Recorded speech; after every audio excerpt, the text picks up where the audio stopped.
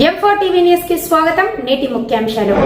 నిన్న రాత్రి కేటీఆర్ ప్రోగ్రాంలో ఏదైతే జరిగింది చాలా సిగ్గుచేటు. ఎందుకంటే ఒక ధర్మానికి ఒక దేవుడికి కించపడే వ్యక్తి కేటీఆర్ గారు ఇట్లా కించపరిస్తే మేము వర్గమని మా హనుమాన్ దీక్ష వాళ్ళు, అదేవిధంగా మా హిందూ సోదరులు అందరూ ఆయనకు అడ్డమైతే ఎట్లా అంటే అట్లా తిట్టడం సమావేశం కాదు.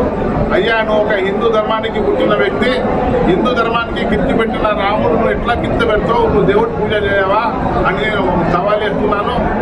ఏదైనా ఖచ్చితంగా నా కార్యకర్తలకు కాపాడే నా బాధ్యత ఉంది. నా కార్యకర్తలు ఏదైతే తప్పు చేయలేదు, హనుమాన్ దీక్ష వాళ్ళు కూడా తప్పు చేయలేదు. నువ్వు మాట్లాడే సరిగ్గా మంచిగా లేదు, పద్ధతి మంచిగా లేదు అని మేము చెప్పి నిరసన వ్యక్తం చేశాము.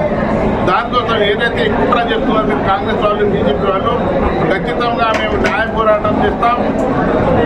ఎవరైతే మా దోషులకు మీరు లోపట్లో చేశారో వాళ్ళకి కాపాడే బాధ్యత మా మీద ఉంది.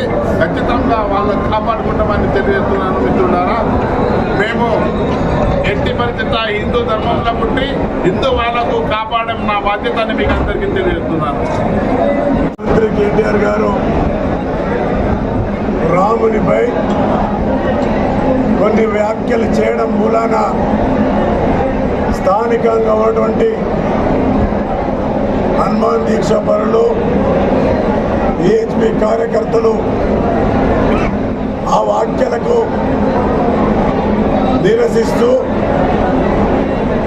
నిరసించడం జరిగింది.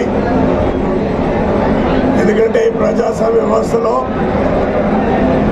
నిరసన చేసే హక్కు ప్రతి ఒక్కరికి ఉంటుంది. ఆ విధంగానే మా రాముణ్ణి కించపరిచారు కాబట్టి నిరసన చేస్తున్నటువంటి వారిపైన కుట్రపూరితంగా ఒక కథ అల్లి హనుమాన్ దీక్ష పరుల్ని, విహెచ్పి కార్యకర్తల్ని వాళ్ళపై ఈరోజు కేసు పెట్టడం జరిగింది. మేము ఈ సందర్భంగా డిమాండ్ చేస్తూ ఉన్నాం. వాస్తవాలు ఎవరు అసలు కుట్రదారులో వాస్తవాలు బయటికి రావాలి. మీరు న్యాయంగా విచారణ జరిపించండి, దోషులు ఎవరో తేల్చండి. కానీ అమాయకులైనటువంటి హనుమాన్ దీక్ష పరులకి, విహెచ్పి నాయకుల పైన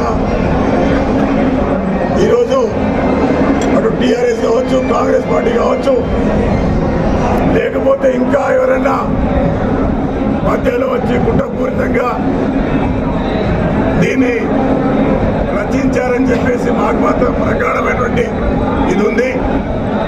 కాబట్టి నిజమైన దోషుల్ని శిక్షించాలని ఈ సందర్భంగా నేను డిమాండ్ చేస్తూ, సోదరులు రాత్రే నాతో మాట్లాడారు. సార్ ఇట్లా జరిగిందని చెప్పేసి, తప్పకుండా పటేల్ గారు అన్నట్టుగా ఆ దీక్షా పరుల్ని, విహెచ్పి నాయకులందరినీ కూడా కాపాడే బాధ్యత మాది ఉంది. తప్పకుండా వారికి కాపాడి తీర్థం.